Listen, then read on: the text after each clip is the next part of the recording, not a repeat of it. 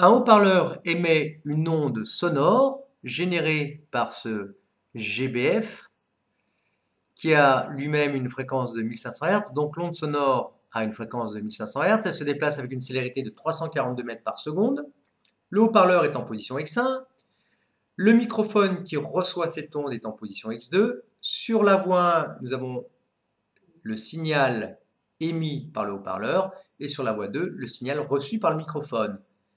Vous lirez ces questions et répondrez évidemment à ces trois questions.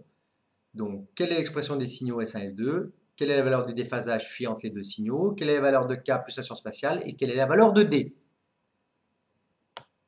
Bien, nous avons représenté sur ce schéma donc, le haut-parleur et le microphone.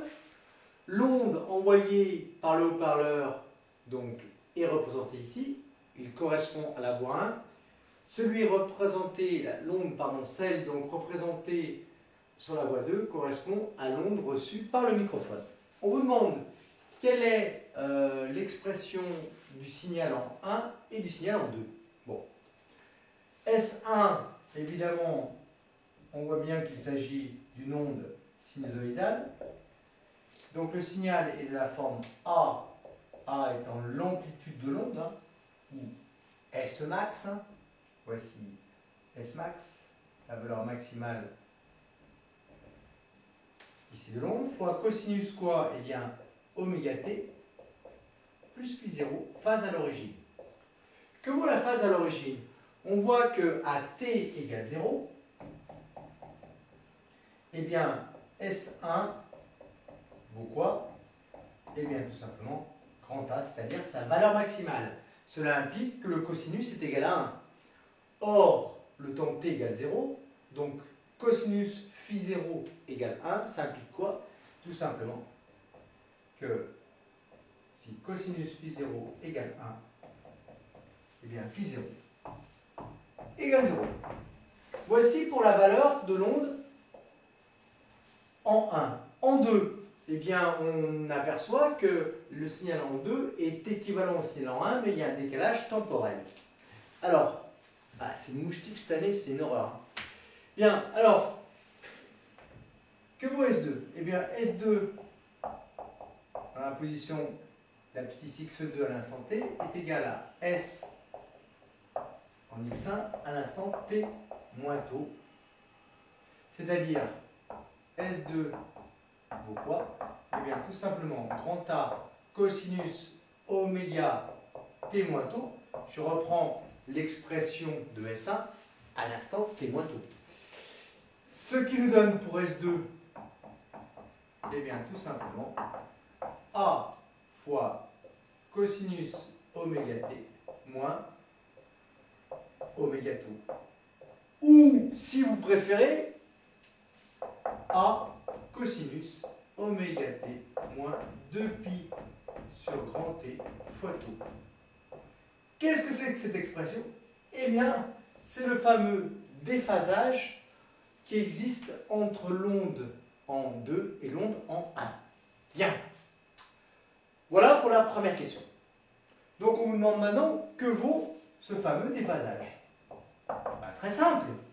Regardez bien.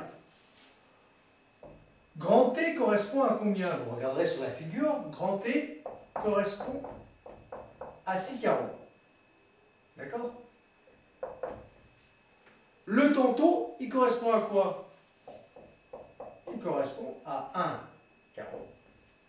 Autrement dit, le déphasage phi est égal à moins 2pi fois 1 carreau sur 6 carreaux, c'est-à-dire moins pi sur 3. Voici pour la valeur du déphasage. Autrement dit, eh bien, si on avait exprimé S2, S2, il vaudrait quoi? Eh bien, A cosinus oméga t moins pi sur 3. Voici. Bon, deuxième chose. On a eu phi. Maintenant, qu'est-ce qu'il faut faire? Eh bien, il faut déterminer la valeur de K. Bien, que vaut la valeur de K? Eh bien, on l'a vu dernièrement. Nous avons la valeur de K qui est égale à 2pi sur lambda, où 2pi sur quoi? Et bien lambda vaut c fois t. Il ne reste plus qu'à remplacer par leur valeur respective. Donc 2pi c'est 6,28, divisé par c 342, t c'est 1 sur 1500, ce qui nous donne pour ce vecteur d'onde k qui vaut 27,5 des radians au numérateur, des mètres au dénominateur, donc ce serait des radians mètre moins 1. Bien, passons à la troisième question maintenant. Troisième question, on vous demande la valeur de la distance d entre le haut-parleur et le microphone. Bien, et bien tout simplement, on sait que la célérité est égale à la distance parcourue petit d divisé par taux.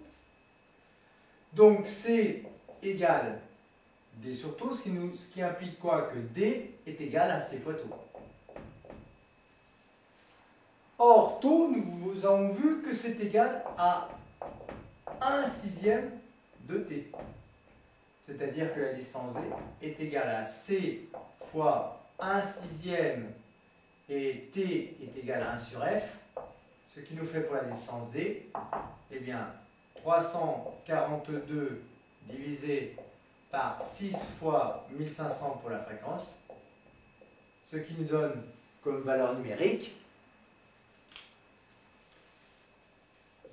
0,038 mètres, autrement dit environ donc 3,8 cm. Et voilà.